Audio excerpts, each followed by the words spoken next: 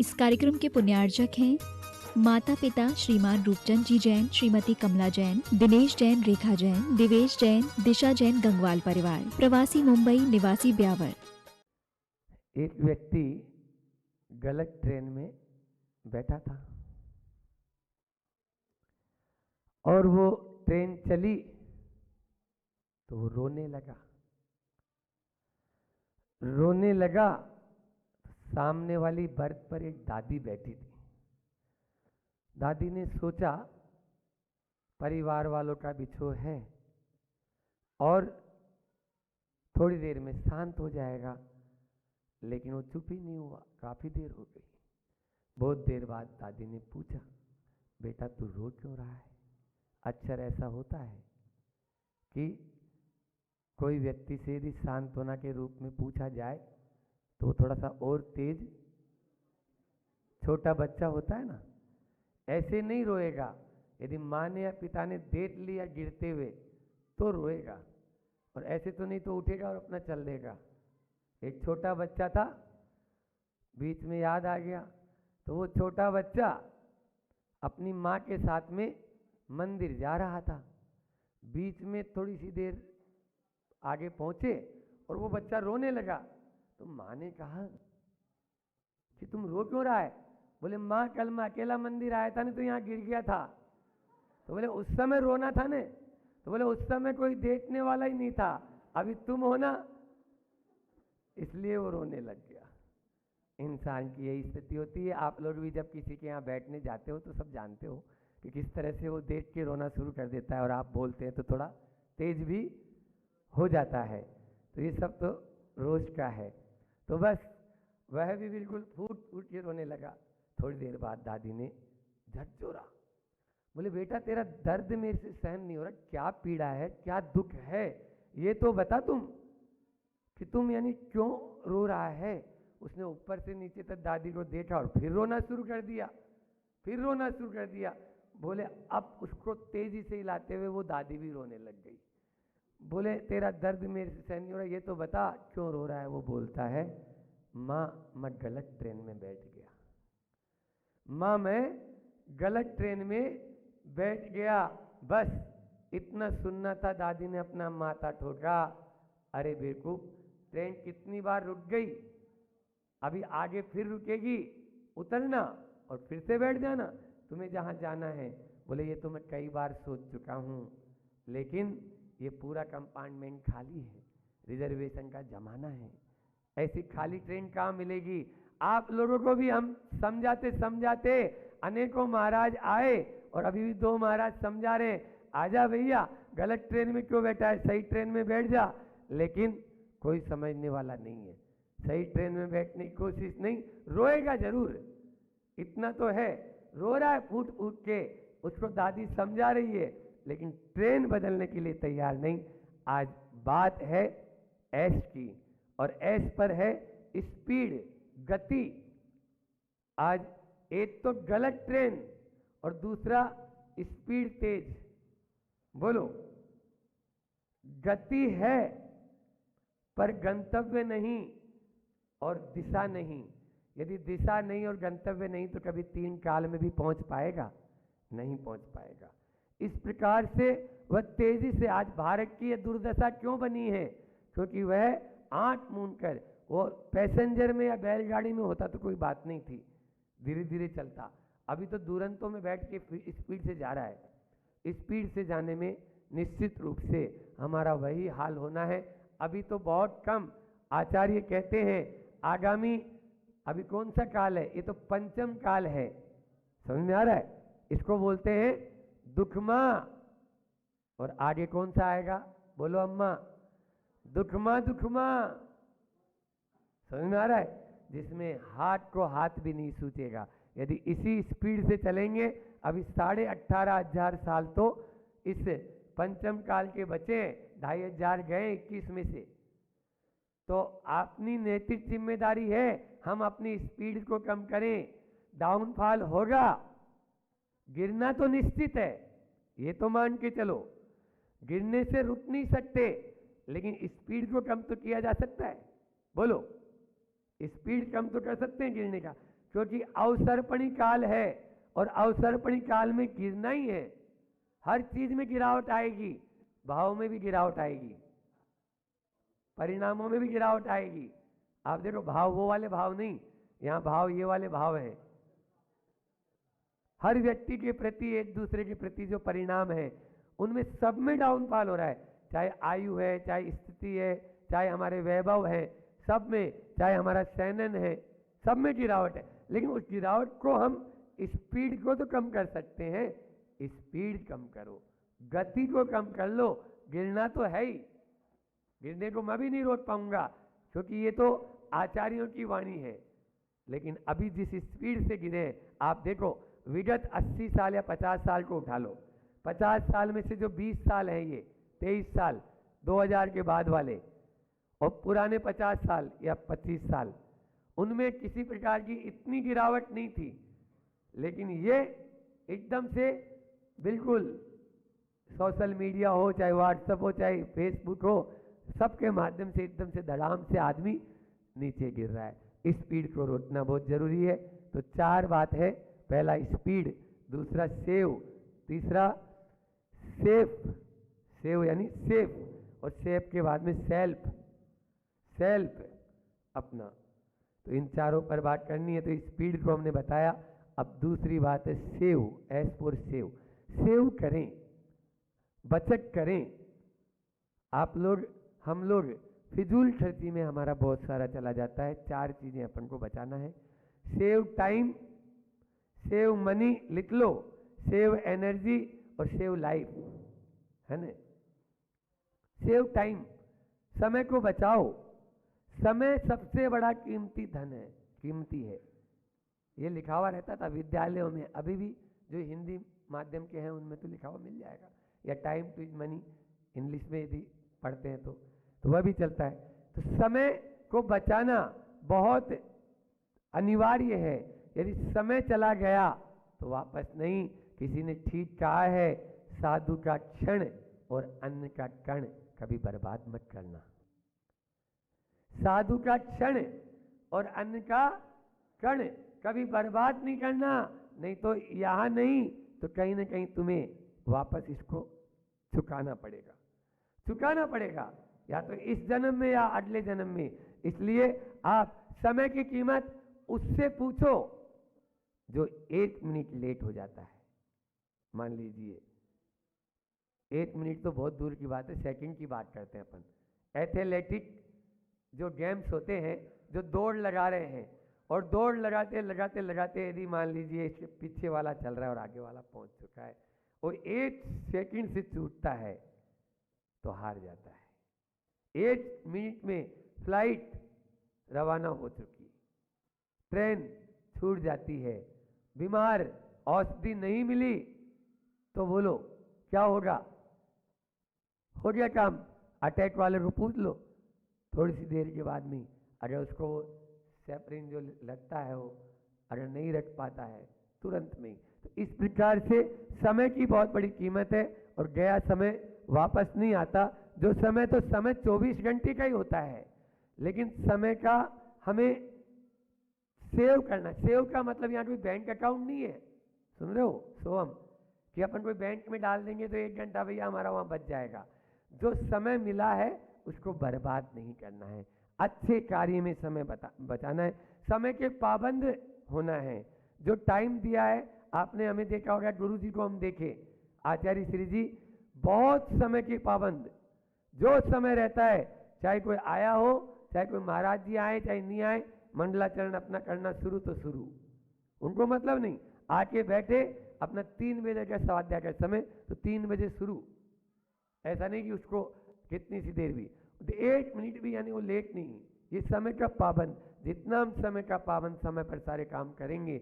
अभी आपके यहाँ पंचकल्याण होना है तो सब काम समय पर करें, तब तो उसकी बहुत अच्छी एक वैल्यू रहेगी, अन्यथा कीमत नहीं रहेगी। सेव मनी, हमें बहुत अच्छी बात महाराज जी आज पहले आपने बताया कि धन बचाना चाहिए। आज तक तो बोला कि धन खर्च करना चाहिए, प्रवचनों में यही सुनते थे, और आप बोल रहे हो हाँ धन बचाना चाहिए। धन बचाओगे तभी अच्छे कार्य में लगा पाओगे, अन्य तो सुरा और सुंदरियों में तो सभी लगा देते हैं। तो धन को एक एक पैसे को आप पुराने लोगों को देख लो, एक एक पैसा बचाते थे और जब जरूरत पड़ती थी दिल खोल के भामाशाह की तरह खर्च कर देते थे कि जितना चाहिए उतना। अच्छे कार्यों में धन का विनियोजन होता है। सेव का उल्टा क्या होता है बोलो? वेस्ट।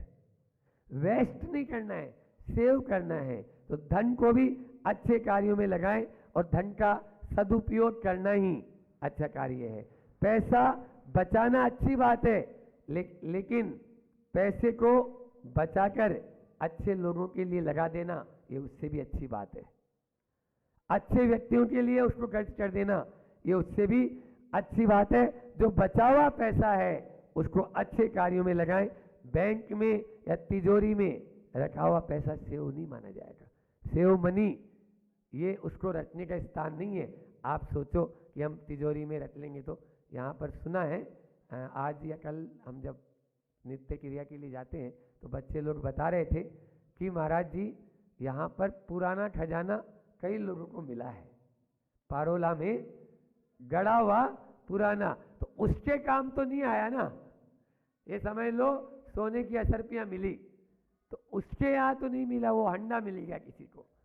अब वो हंडा किस काम का है? आज बैंक में रखते हैं लोग, स्विस बैंक में रखने लगे और वो ऊपर चले जाते हैं वो स्विस बैंक वाले ही। अब हर्षद मेहता है क्या बोलो? हो गया मेहता, कितने का हुआ था? ऐसे अनेकों करोड़ों अरबों रुपए। इसीलिए तो अन्ना हजारे कहते हैं कि केवल मात्र काला धन वापस भारत में आ जाए तो भारत सोने की चिड़िया नहीं, सोने का शेर बन जाएगा। इतना धन है भारत के पास में। तो इसलिए एक बार ऐसा हुआ, देखो धन को रखने के लिए कहाँ पर कि राजा भोज था, वो राजा भोज अपने कोष को खाली करने में, लुटाने में हमेशा आगे रहता था। गरीबों की सेवा करना और तरह तरह के जनता के कल्याण के कार्य करना। तो मंत्रियों ने सोचा ये इसी तरह से काम करते रहे तो एक दिन तो कोष खाली हो जाएगा। तो अब लेकिन राजा से बोले कौन? कोई भी बात बोलना है, मान लीजिए मुझे कोई बात कहना है तो बोले कैसे? उन्होंने क्या कहा किया, मंत्री जी ने एक तख्ती टाट दी, राजा जी जहां से निकलते थे, कि आपदार्थम धनम रक्षेत, आपत्ति विपत्ति के लिए धन की रक्षा करना चाहिए, धन को रखना चाहिए। कब कौन सी विपत्ति आ जाए कोई पता नहीं है, इसलिए धन को खजाने में रखना चाहिए। राजा भी राजा ही होते हैं, तब ऐसी तो राजा तो नहीं। उन्होंने दूसरी लाइन लिख दी उसी के नीचे, वो भी जवाब नहीं दिए। बोले सताम आपदा कुतम, सताम आपदा कुतः। बोले सज्जन पुरुषों पर आपदा कहाँ आती है? आपत्ति विपत्ति सज्जनों पर नहीं आती, वो दुर्जनों पर आती है।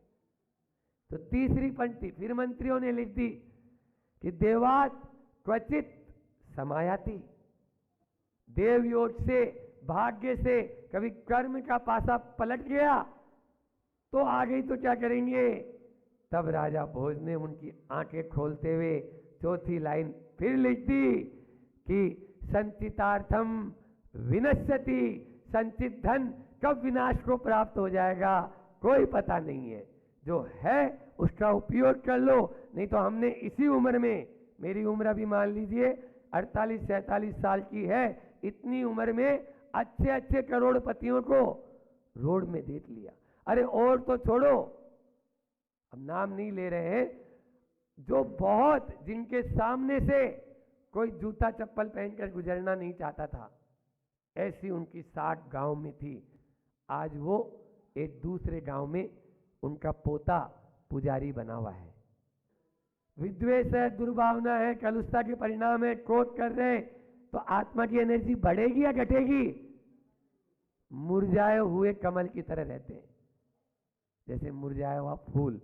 प्रार्थना तो बचपन में हमने की थी, जो खिल सकेंगे वो फूल हम हैं, तुम्हारे चरणों की धूल हम हैं, दया की दृष्टि सदा ही रखना। यही किया था, तुम ही हो माता पिता, तुम ही हो। हाँ, कुसुम्बा वाले बोल रहे हैं कि यही प्रार्थना की थी। तो ये प्रार्थना की थी तो अब क्यों भूल गए। और चौथी बात है अंतिम, सेव लाइफ, अपनी लाइफ को सेव कीजिए, जीवन को बचाना है, जीवन की सुरक्षा करना है। जिंदगी की सुरक्षा किसमें है बोलो, जिंदगी की सुरक्षा आपसे पूछना चाहता हूं, यहां बैठे हुए जितने लोग हैं, किसमें है जिंदगी की सुरक्षा? ऊर्जा बचाने में। और बहुत बढ़िया बात है, हम ऊर्जा बचाएंगे, फिर उस ऊर्जा का उपयोग किसमें करेंगे? अच्छे कार्यों में अपनी एनर्जी को खर्च करना, ये क्या है? जीवन की सुरक्षा। एक एडवर्टाइजमेंट चलता है तेजस भाई, जिंदगी के साथ और जिंदगी के बाद भी, जिंदगी के साथ भी और जिंदगी के बाद भी, आइए इंश्योरेंस कराइए, हमारी इंश्योरेंस कंपनी खुली है आपके लिए। बोलो।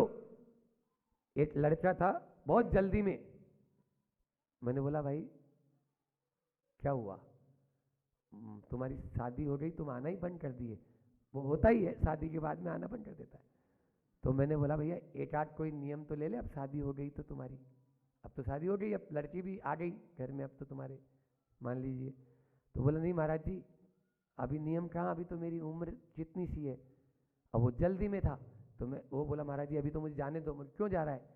बोला वो इंश्योरेंस कंपनी जा रहा हूँ महाराज, शादी हो गई ना, तो इसलिए कोई एक आध पॉलिसी खरीद लूँ ताकि इंश्योरेंस हो जाए, अब शादी हो।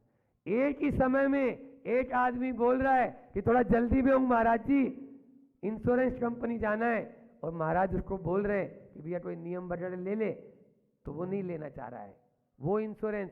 अरे हम कह रहे हैं जिंदगी के साथ भी और जिंदगी के बाद भी यदि आप सही इंश्योरेंस कराना चाहते हो तो इस भगवान महावीर स्वामी की इस इंश्योरेंस कंपनी में आ जाओ, आपका सही इंश्योरेंस हो जाएगा, जो जिंदगी के साथ भी रहेगा और जिंदगी के बाद भी रहेगा। जिंदगी के साथ देवालय जिनालय आत्मा का बीमा भवन है। संत कहते हैं देवालय या जिनालय आत्मा का बीमा भवन है, और सदगुरु उसके एजेंट है, और धार्मिक क्रियाएं उसकी बड़ी बड़ी पॉलिसियां हैं। कोई सी भी धार्मिक क्रिया, चाहे वो पाठशाला में आना है, चाहे वो प्रवचन में आना है, चाहे वो पूजा में आना है, चाहे पंच कल्याणक में बैठना है, इंद्र इंद्राणी बनना है, ये सब उसकी पॉलिसी है।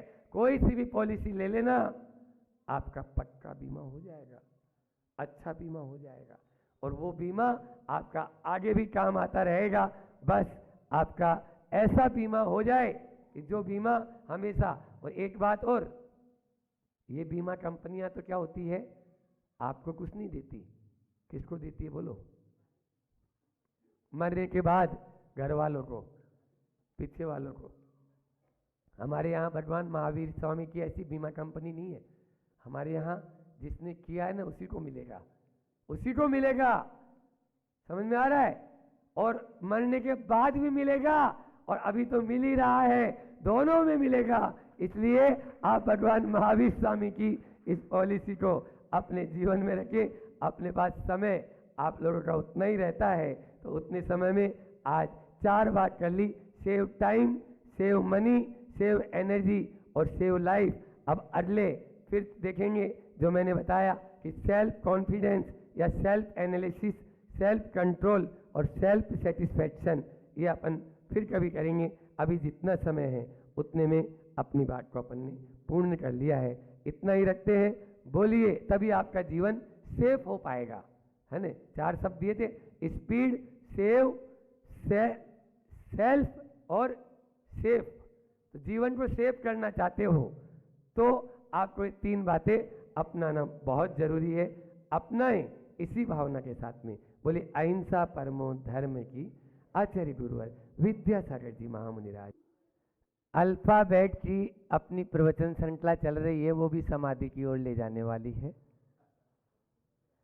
और उस समाधि को हम कैसे प्राप्त करें, उसके लिए कल अपन ने बात की थी एस पर, और एस के बाद आज क्या आता है? टी। हाँ कोई बात नहीं, धीरे धीरे। T for tension. आज का व्यक्ति टेंशन में ही जीता है और टेंशन में ही रहता है और मर जाता है। किसी ने कहा है टेंशन देने का भी नहीं और टेंशन लेने का भी नहीं। हाँ, इसलिए आजकल की तो वैसे भी समस्या आप लोग जानते ही हो, एक ही सन होता है, टेंशन होते ही नहीं है। पहले घर में टेंशन यानी 10 बच्चे होते थे, इसलिए कभी टेंशन नहीं होता था। आज एक सन होता है, इसीलिए टेंशन हमेशा बना रहता है उसके ऊपर। आप देख लीजिए, पहले 10 से 12 बच्चे होते थे, कोई टेंशन नहीं, कौन कहाँ खेल रहा है, कौन कहाँ जा रहा है, कौन क्या कर रहा है, कोई पता नहीं।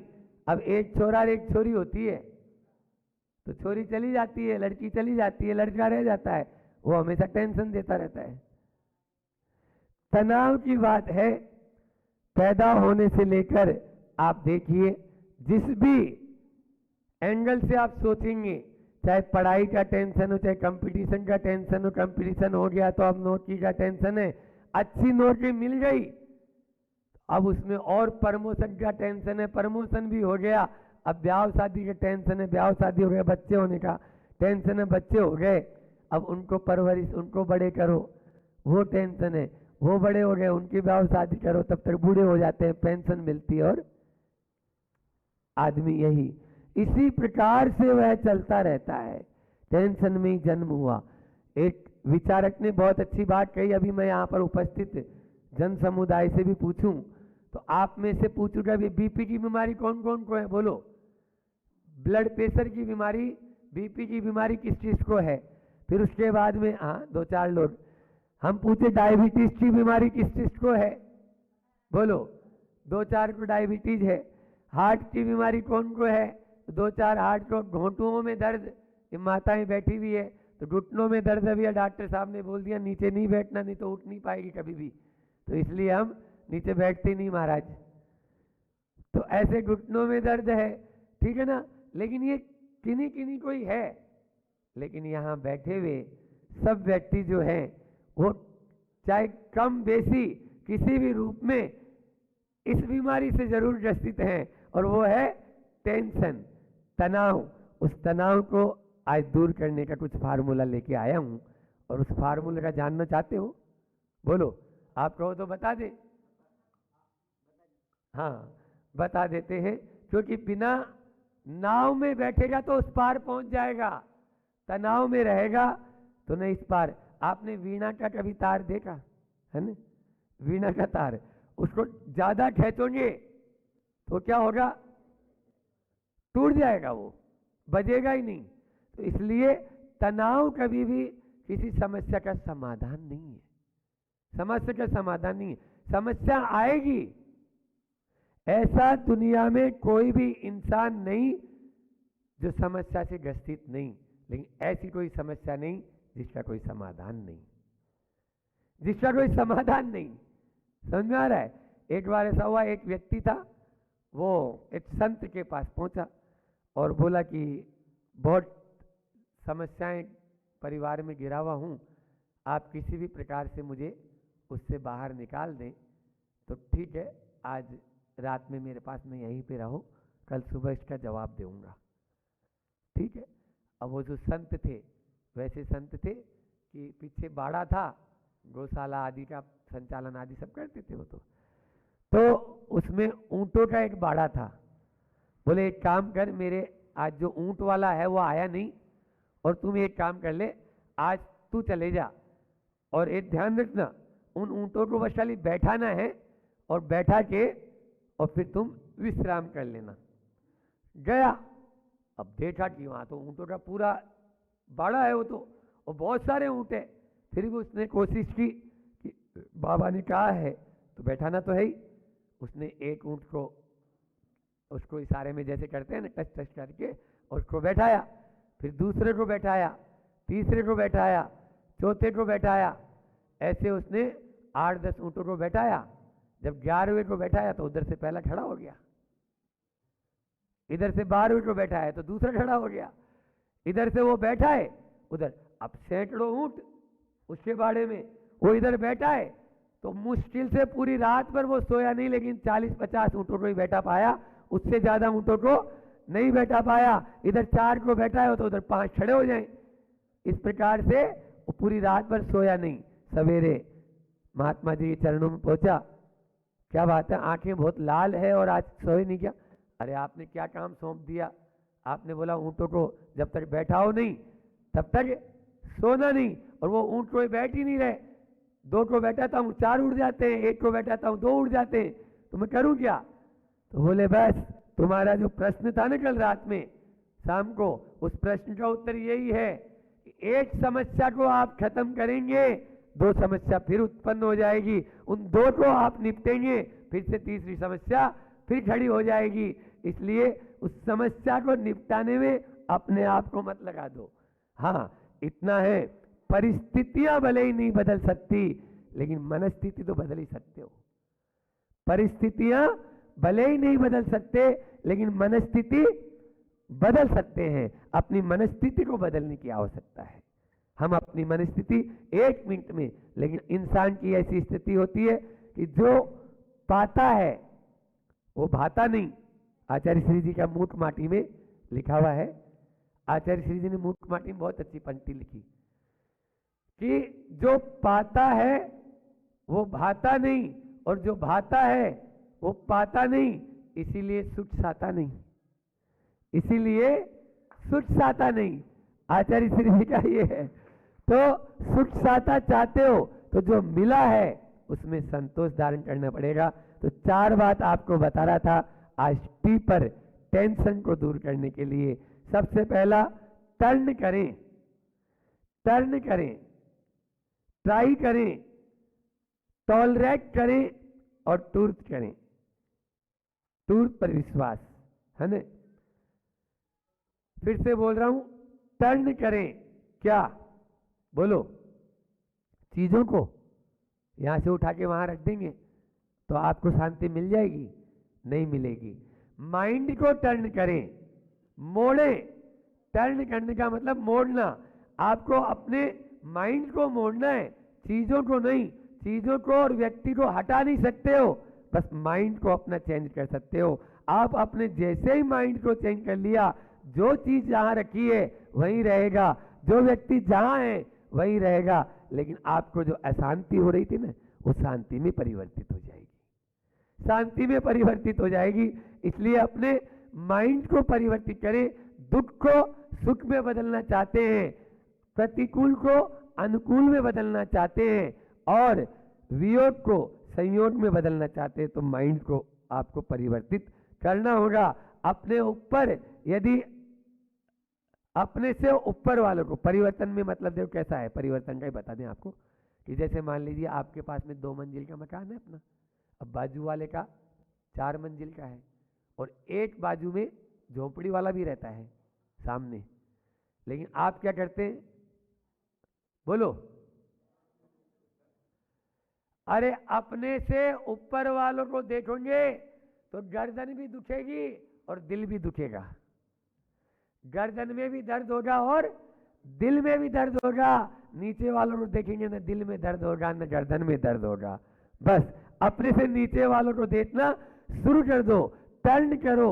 टर्न कर देंगे तो आपको लाभ मिल सकता है, लेकिन हम टर्न नहीं कर पाते। आप देखिए, अगर मान लीजिए आपको कितना भी बड़ा कष्ट हो, बड़े से बड़ा कष्ट भी है, तो उस कष्ट के सामने आप अपने से दूसरे कष्ट वालों को देख लो कि मेरे से कष्ट वाला कितना।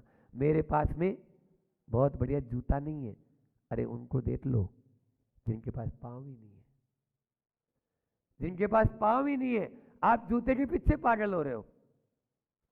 Turn the mind. आपको अपना माइंड टर्न करना है, तो सबसे पहले टर्न करो। फिर दूसरा है ट्राई। ट्राई करो, प्रयास करो। ट्राई यानी ट्राई एंड ट्राई अगेन, बचपन में पढ़ते थे, है ना? हाँ, कभी भी हार मत मानो। अपन क्या करते हैं, परिणाम अपने अनुकूल नहीं आते तो थोड़ी देर बाद में ही हार मान जाते हैं। मैं हूं ना तू क्यों चिंता करता है, मेरे होते तू क्यों डरता है। ये भजन तो गा लेते हैं, लेकिन आप प्रभु की उस बात को नहीं देखते हैं। एक बार मैंने बोला था कि चट्टान पर चोट मारते जाओ, मारते जाओ, मारते जाओ। पहली चोट से टूटी नहीं, 100वीं चोट में वो टूटी, 100वीं चोट में। लेकिन क्या 99 चोट खराब थी क्या? क्या 99 चोट आपकी बर्बाद गई क्या? नहीं। आप लोग तो सब चीज बनाते हैं, मान लीजिए कोई भी चीज, सब्जी बनाना है आपको, तो धीरे धीरे ही तो गर्म हो रही ना। आप ट्राई करते हैं तभी, और एक आध बार बिगड़ भी जाती है। मान लीजिए कोई चीज आप नई नई बनाते हैं, तो उस समय क्या होता है, वो बनाई और बिगड़ गई, लेकिन उसके बाद में आपने देख लिया। नहीं, एक बार ऐसा लुकमान हकीम से किसी ने पूछा, तुमने तमीज कहाँ से सीखी? बोले बदतमीजों से। तुमने तमीज कहाँ से सीखी? बोले बदतमीजों से। बोले बदतमीजों से तमीज सीखी? बोले हाँ, जब जब मैंने उनके साथ व्यवहार किया तो मुझे लगा कि नहीं, ये व्यवहार ऐसा नहीं था, या मेरा जो व्यवहार था वो दूसरे ने देख के उसमें हंसी की, मैंने अपने व्यवहार को सुधारा और आज मैं तमीज सीख गया हूं। इसलिए बदतमीजों से भी तमीज सीखी जा सकती है। आपने हरिवंश राय बच्चन की वो पंक्तियां तो पढ़ी होगी कि लहरों से डरकर नौका पार नहीं होती, और कोशिश करने वालों की कभी ट्राई करने, है ना। डुबकियां सिंधु में गोताखोर लगाते हैं, डुबकियां सिंधु में गोताखोर लगाता है, जा जा कर खाली हाथ लौट कर आता है। मिलते नहीं सहज ही मोती गहरे पानी में, मिलते नहीं सहज ही मोती गहरे पानी में। बढ़ता उत्साह दुगना होता इसी हैरानी में। मुट्ठी उसकी हर बार खाली नहीं होती, और कोशिश करने वालों की कभी, बोलो, हार नहीं होती, हार नहीं होती। असफलता एक चुनौती है, इसे स्वीकार करो। असफलता एक चुनौती है, इसे स्वीकार करो, और क्या कमी रह गई देखो और सुधार करो। क्या कमी रह गई देखो और सुधार करो। जब तक न सफल हो नींद चैन को त्यागेंगे हम, जब तक न सफल हो नींद चैन को त्यागेंगे हम। संघर्ष का मैदान छोड़कर नहीं भागेंगे हम, संघर्ष का मैदान छोड़कर नहीं भागेंगे हम, क्योंकि संत कहते हैं कुछ किए बिना ही जय जयकार नहीं होती, और कोशिश करने वालों की कभी हार नहीं होती। इसलिए हमें कोशिश करते जाना है। ट्राई करो, ट्राई करते चले जाएंगे तो अपन टेंशन से मुक्त हो जाएंगे। और टॉलरेट करें। टॉलरेट का मतलब होता है सहनशील बने। टॉलरेट का मतलब सहन करें, सहनशीलता हमारे भीतर में आनी चाहिए। आज इस चीज की बहुत कमी होती चली जा रही है। जब तक हम सहनशील नहीं बनेंगे तब तक कैसे होगा? आप देखिए, पेड़ होता है ना, अपन तो एक इंद्रिय है, वो तो पेड़ से शिक्षा ले, बोलो सर्दी है, गर्मी है, बरसात है, सब बाधाओं को सहता है कि नहीं सहता है? अरे और तो और पत्थर मारने वाले को भी क्या देता है? अब इतनी तो अपन ले ले शिक्षा उससे। मेरे लिए भी है कि जो पत्थर मार रहा है उसको भी वो मीठे फल दे रहा है, और हम जो फल देने वाले हैं उनको भी पत्थर मारने से नहीं, को भी पत्थर मारने से नहीं सीखते हैं। इसलिए सहनशीलता, जहां रुचि होती है वहां सहनशीलता होती है। आप देखो, दुकान के ऊपर बैठे हैं, क्यों? और मान लीजिए आपको भूख लग गई है, बहुत तेज भूख लग गई, अब बिल्कुल पेट में चूहे कूद रहे हैं, और अब तो जो आना था बेटा उसको भी मैंने 2 बार फोन ला दिया, नहीं आ पा रहा है, हो सकता है कोई व्यस्त है या वो कहीं पे उलझा हुआ है या मार्केट में गया हुआ था, नहीं आया। अब एक काम करते हैं, बस शटर डाउन करके चलेंगे और पहले रोटी खाएंगे। भैया कमाते उसी के लिए ही है, रोटी खाएंगे। अब इतने में एक ग्राहक आ गया, ग्राहक आ गया, और वो ग्राहक जब से आया, बड़ा ग्राहक था, ब्याह शादी का पूरा चिट्ठा लेके आया था, या पंच कल्याण का पूरा सामान लेने आया था। अब चलो भैया, अब उसको डील करते करते शाम हो गई। आपको भूख याद आई क्या? बोलो, फिर कैसे सहन हो गई? आप लोग उस दुकान को देखते हो, हम लोग इस दुकान को देखते हैं। आप बाहर की दुकान को देख रहे हो, हम भीतर की दुकान को देखेंगे। भीतर की दुकान को देखोगे तो आप सहन करते चले जाओगे, सहन करते चले जाओगे। आत्मा की ओर जब भी दृष्टि रखेंगे आपकी सहनशीलता मजबूत होती जाएगी। मेरा प्रिय दोहा है आचार्य श्री जी का। आचार्य श्री जी ने लिखा है, तन मिला तुम तप करो। क्या लिखा है? तन मिला तुम तप करो, करो कर्म का नाश, रवि शशि से भी ज्यादा है तुम में दिव्य प्रकाश। रवि शशि से भी ज्यादा है तुम में दिव्य प्रकाश। इसलिए टॉलरेट करना सीखें, आप सहन बनेंगे। सहनशीलता कैसे मजबूत करें महाराज जी, हम कैसे सहन करें? बहुत हो गया। एक बार एक महिला आई, वो बोली महाराज जी वो ऑफिस से आते ही बहुत कुछ बोल देते थे, मैं भी बहुत सहन करती रही, सहन करती रही, और इतने दिन तो सहन कर लिया, अब मैं भी जवाब दे देती हूँ, अब मैं भी जवाब दे देती हूँ, लेकिन बात तो और बढ़ जाती है। आप ही कोई उपाय बताएं। मगर हम क्या बताएं, हम क्या बताएं? जो करना है आप ही को करना है। आप पहले जब जवाब नहीं देती थी तब ज्यादा संतुष्ट रहती थी, या अब जवाब देने पे ज्यादा संतुष्ट रहती है? तो वो बोली महाराज जी जब जवाब नहीं देती थी तो संतुष्ट, कम से कम उनको कुछ नहीं लगता था, लेकिन अब तो मुझे भी फिर अफसोस जैसा होता है और बाद में फीलिंग होती है। गुरु जी इधर से गुजरे गए क्या? गुरु जी यहाँ से गए क्या? बिल्कुल साइलेंट। इस प्रकार से जैसे क्षमा सागर जी महाराज कहते हैं ना, अभी मुझे मोक्ष मार्ग में बहुत आगे बढ़ना है, क्योंकि अभी मेरे पैरों की आवाज आती है। अभी मुझे मोक्ष मार्ग में और आगे कदम रखना है, क्योंकि अभी मेरे पैरों की आवाज आती है। क्षमा सागर जी की पंक्तियां, ये कविता उनकी 2-2 लाइन में कविता है। तो इस प्रकार से नजरअंदाज करना सीखेंगे तभी टॉलरेट होगा। और अंतिम है ट्रस्ट ऑफ ट्रुथ, जो मैंने बोला था, विश्वास करें सत्य पर। सत्य क्या है उस पर, जीवन की सच्चाई पर विश्वास करेंगे, तभी ही हम टेंशन से बच आएंगे। क्योंकि कुछ भी नहीं, उस सामने वाले को अपन टारगेट भले ही बना रहे हैं, लेकिन वो है नहीं। हमारी दृष्टि देखो, एक होता है समय सार का उदाहरण है कि कुत्ते की प्रवृत्ति और सिंह की प्रवृत्ति। कुत्ते पे कोई पत्थर मारे तो क्या करता है कुत्ता? बोलो। वो पत्थर पर दौड़ेगा। जब तक वो पत्थर पर दौड़ेगा तब तक 2-4 पत्थर और उस पर पड़ जाते हैं, 2-4 बच्चे और उस पर मार देते हैं। और शेर, सिंह की प्रवृत्ति, शेर पे कोई गोली चलाए, बोलो, वो गोली की तरफ नहीं देखेगा, वो ये देखेगा गोली आई कहां से थी, गोली आई कहां से थी, उसको देखता है। बस निमित्त की ओर, निमित्त से प्रभावित मत हो, ये बोलता है समय सार।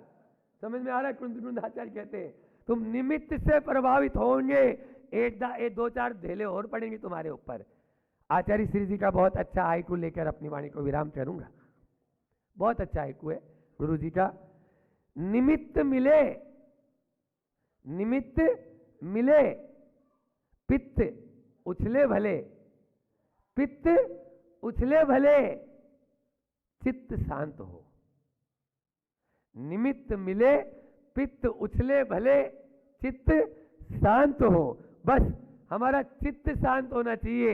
यदि हमारा ये माइंड है ना, ये भेजा, ये यदि हमारा बैलेंस रहेगा, बैलेंस ऑफ माइंड, अभी बोला था, इसको यदि टर्न ऑफ माइंड, इसको यदि अपन मोड़ लिया तो आपको कोई भी प्रभावित नहीं कर सकता है। अन्यथा बात बात में हम उछलेंगे, क्योंकि निमित्त तो मिलते ही रहेंगे ना।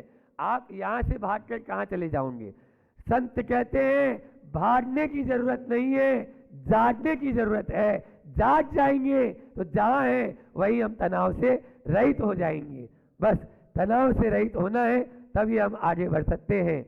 इसलिए तनाव में अपन को नहीं जीना है और तनाव से रहित हो। हम सब उसी तनाव को कम करें, या धीरे धीरे धीरे धीरे, पकड़े नहीं, चिपको नहीं।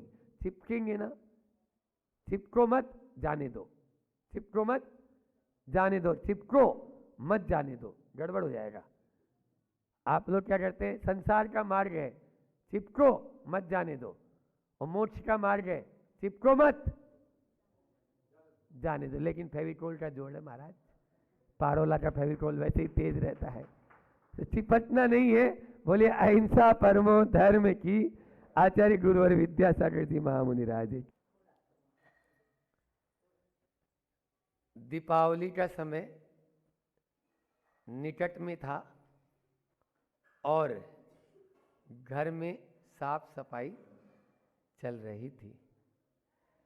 उस साफ सफाई के दौरान एक व्यक्ति का ध्यान ऐसी चीज पर गया जो वर्षों पूर्व पूर्वजों ने दी थी और कहा इसको संभाल के रखना, हमें भी पूर्वजों से मिली है। लेकिन उसे लगा बहुत सालों से तो मैं इसको देख रहा हूँ, आज तक मेरे काम में नहीं आई, अब आगे क्या काम आएगी। अब उसको अभी तक तो उससे प्रेम था क्योंकि पूर्वजों की देवी ऐसा लगा, लेकिन अब उसको लगा कि नहीं, इसको अब बहुत दिनों से संभाल लिया और कोई काम आ नहीं रही, तो उसने उसको कबाड़े में फेंक दिया। उसका यूज नहीं जानकर वो देखा कि ये कोई यूज नहीं है, यूजलेस है, इसको फेंक दिया है। अब उसको कबाड़े में फेंका, तभी एक व्यक्ति दूसरा उधर से गुजरा और बाहर में जो कचरे का ढेर था वहां देखी, ये क्या है। उलट पलट के देखा, अरे ये तो वीणा है, वीणा है, जरूर इसको किसी ने फेंक दिया है, इसके तार टूटे हैं, उन तारों को यदि जोड़ दें तो इसमें मधुर संगीत उत्पन्न होने लगेगा। बस उसने यही किया, जो वीणा के टूटे तार थे उनको जोड़ दिया। आज तक जो चीज सालों से सिर दर्द बनी थी, उसी से मधुर संगीत उत्पन्न होने लगा। हमारा ये जीवन भी ऐसा ही है कि इसके माध्यम से हम इसको यदि जान लें तो मधुर संगीत उत्पन्न होगा, और नहीं पहचानेंगे तो ये सिर दर्द बना रहेगा। हम पर निर्भर है कि हम इसको सिर दर्द बनाना चाहते हैं या इसको संगीत बनाना चाहते हैं। आज बात अल्फाबेट में यू की है और यू फॉर यूज। यूज आना चाहिए। यूज का मतलब है उपयोग। यूज 4 शब्द दे रहा हूं, यूज, मिसयूज, परफेक्ट यूज और unused. Use, misuse, perfect use और अनयूज। ये जीवन मिला है, यदि हम इसको अच्छे से उपयोग कर रहे हैं और तप त्याग तपस्या में भी इसका उपयोग, जैसे यहाँ बैठे हैं महानुभाव, एक आहार एक उपवास भी महाराज जी भी कर रहे हैं, श्रावक भी कर रहे हैं, हम आपके अध्यक्ष साहब, ऐसे ही ये यूज है। और यूज ही नहीं, ये इसका परफेक्ट यूज है। और इसको विषय वासनाओं में लगा दो तो क्या होगा, बोलो, मिसयूज है। और केवल मात्र इसको खिलाते जाओ और यूं ही मोटे तगड़े होते जाओ, कोई काम का नहीं ले, इसको कोई उपयोग में नहीं ले। एक गिलास भी उठाकर यहाँ से बाहर नहीं रखने का होए। कुछ लोग होते हैं बस भोजन किया और केवल मात्र अपने पड़े ही रहना है, उसका क्या है, ये अनयूज। अनयूज। शरीर मिला है, संपत्ति मिली है, शक्ति मिली है, पावर और संसाधन मिले हैं, 4 एस। शरीर मिला है, संपत्ति मिली है, संपत्ति मिली है, शक्ति मिली है और संसाधन मिले हैं। यानी कि रूप मिला है, रुपया मिला है, रुतबा मिला है, रोब मिला है। इसका उपयोग करना है, यूज करना है, मिसयूज नहीं करना और अनयूज में भी नहीं ले जाना। इन चारों पर अपन थोड़ी सी देर में अपना संक्षेप में विचार करते हैं कि हमें जो ये शरीर मिला है उसका कितना उपयोग कर रहे हैं। बोलो, कल एक दोहा बोला था, याद है? आचार्य श्री जी का जो मेरा प्रिय दोहा है, आज फिर बोलेंगे, कोई दिक्कत नहीं, बार बार बोलेंगे।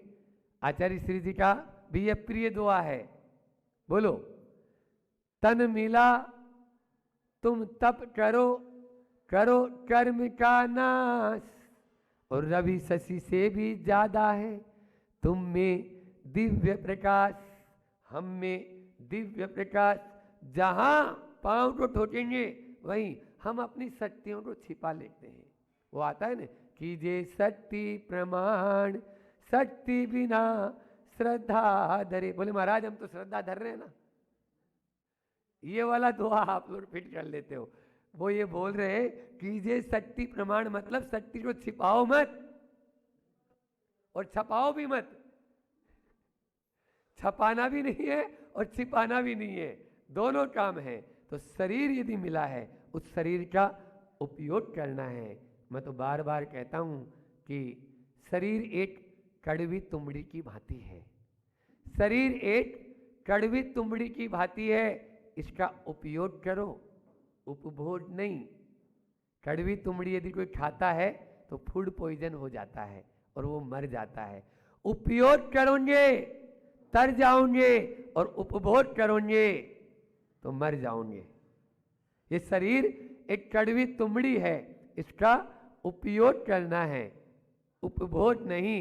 वही कड़वी तुमड़ी यदि हम अपने शरीर से बांध लें तो इस पार से उस पार भी, कितनी भी गहरी नदी हो या तालाब हो या सागर हो, उसके उस पार जा सकते हैं।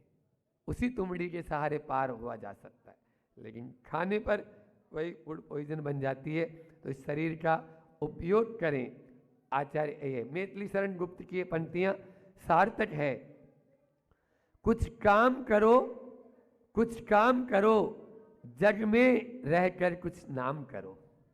कुछ काम करो, कुछ काम करो, जग में रहकर कुछ नाम करो। यह जन्म मिला है कुछ व्यर्थ गहो, यह जन्म मिला कुछ अर्थ गहो। समझो जिसमें कुछ व्यर्थ न हो, समझो जिसमें कुछ व्यर्थ न हो। बस व्यर्थ नहीं जाना चाहिए, इस जन्म का उपयोग करना है। नहीं तो यह शरीर यूं ही चला जाएगा और एक दिन क्या होगा, कुछ नहीं होता। क्या है, जिस समय तीन चीज है, एक है समय, एक है समझ, एक है समय और एक है समझ और एक है शक्ति। बचपन में समय तो रहता है, शक्ति भी रहती है, लेकिन समझ नहीं रहती, समझ नहीं रहती। युवा अवस्था आती है, शक्ति रहती है, समझ भी रहती है, लेकिन समय नहीं रहता। मरने की फुर्सत नहीं महाराज अभी तो, बिल्कुल आओ अभी नहीं, खचने का दियो अभी। पति रोज आए और दफ्तर से जल्दी थाली लगा मेरी, मुझे मरने की फुर्सत नहीं है। अब रोज रोज एक ही एक बात सुने तो होता ही है। तो पत्नी बोली मरना है तो मर जाना, लेकिन अभी नहीं मरना क्योंकि मुझे रोने की भी फुर्सत नहीं है।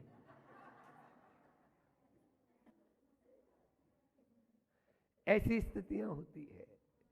तो युवा अवस्था आती है, ये चलती रहती है, तो समय नहीं रहता, शक्ति और समझ तो रहती है। और वृद्धा अवस्था होती है, उस समय उसके बाद समझ भी है और समय भी है, लेकिन अब क्या नहीं है बोलो शरद जी, शक्ति नहीं है। इसलिए पहले किया नहीं और अब करना चाहते हैं, लेकिन कर नहीं पा रहे हैं, यही होता है। दूसरा है संपत्ति।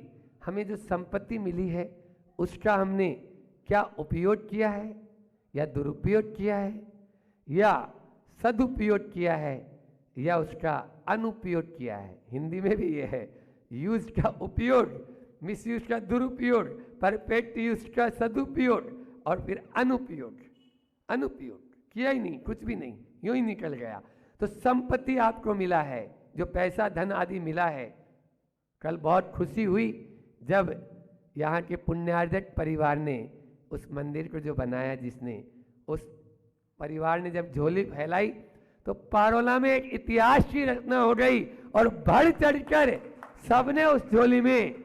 अच्छा, जब शाम को मेरे पास में आए कि महाराज जी क्या करना है, इतना इतना आया, मुझे रखो अपने पास में। महाराज जी कुछ नहीं, बस इसको जिस काम के लिए आप लोगों ने दिया है उस काम में आपको लगाना है। शायद आज या कल आपके स्वर्ण कार भी आ जाएगा, जो सोने का जो कलश ऊपर चढ़ाना है वो पूरे समाज के द्वारा एक कलश चढ़े।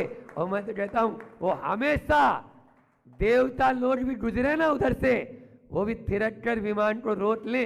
नहीं, अभी पारोला में चलेंगे, वहां पहले दर्शन करेंगे। कलशा का महत्व ही यही है। तो इस प्रकार से संपत्ति मिली है, जोड़ जोड़ कर केवल बढ़ाते रहना ये दुरुपयोग है, उपयोग नहीं है। और उस संपत्ति को अच्छे कार्यों में लगा देना, जैसा कल आप लोगों ने किया, ये सदुपयोग है।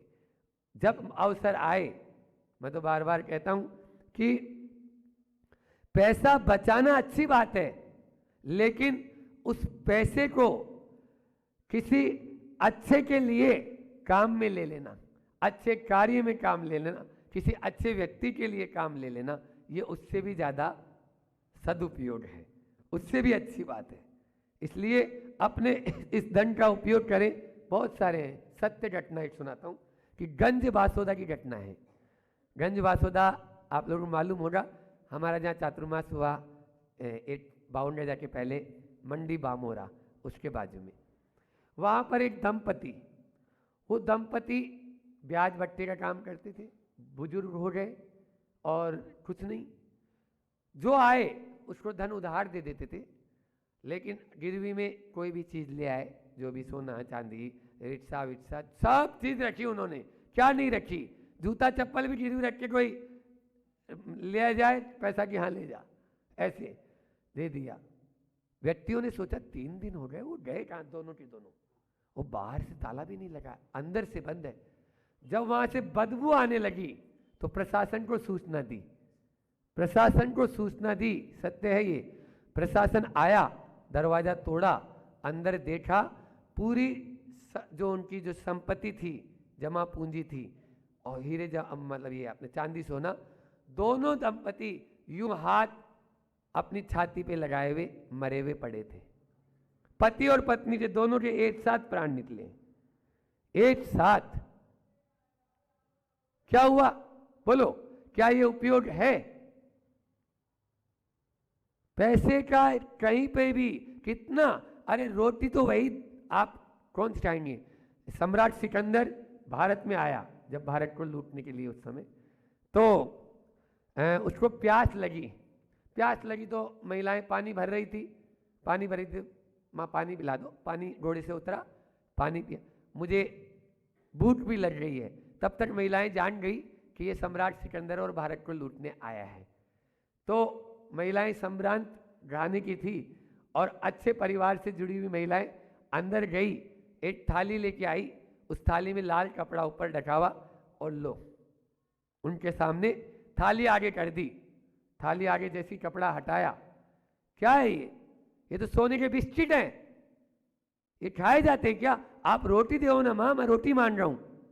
बोले तुम यूनान से यहां क्यों आए? यूनान से यहां क्यों आए? तुम्हारे यूनान में रोटियों की कमी थी क्या? तुम यही धन लूटने के लिए ही तुम भारत आया ना, तो खा लेना। बोलो, ये स्थिति है। तब उसने वहां एक शिलालेख लिखवाया उस कुएं के वहां पाठ पर कि सम्राट सिकंदर अबोध था, इस गांव की महिलाओं ने उसको ज्ञान दे दिया, बोध दे दिया। महाराज जी का पावर है, उसका भी दुरुपयोग। लाल बत्ती में, मैं पहले भी बोला था, लाल बत्ती में बैठने के बाद में जो छोटा वाला उसका चपड़ासी है ना, वो भी अपने आप को वही समझता है कि हाँ गाड़ी में चल रहा हूँ। तो इस प्रकार से हम भगवान महावीर स्वामी के एजेंट हैं, उनकी साथ का ध्यान रखना है, उनके पावर का दुरुपयोग नहीं करना है। उनका पावर अपने पास में है, इसलिए पावर कम नहीं है, लेकिन उस शक्ति का सही उपयोग करें। जब बचपन में पढ़ने जाते थे तो एक श्लोक संस्कृत का बहुत अच्छा आप लोगों ने पढ़ा होगा कि विद्या विवादाय धनम मदाय शक्ति परेशान पर पीड़नाय